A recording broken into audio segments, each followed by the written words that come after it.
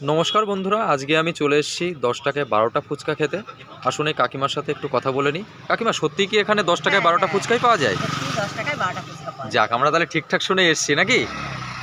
আচ্ছা, 10 টাকায় 12টা ফুচকা দিচ্ছেন কিভাবে? মোটামুটি আমার ১২ টা দিয়ে আমার কিছু থাকছে। না থাকলে তো দিতে পারছি না।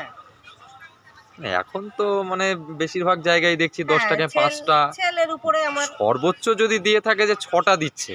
কিছু কিছু জায়গায় তো 4টেও খেয়ে এসেছি, হ্যাঁ, আমরা আমার নিজেরাই খেয়ে এসেছি। মোটামুটি সেল হচ্ছে। তার উপরে আমার আচ্ছা আচ্ছা, যাই হোক, এই এখনকার দ্রব্যমূল্য বাজারে দাঁড়িয়ে যে 10 টাকায় 12টা ফুচকা দিচ্ছেন, এটাই বড় ব্যাপার।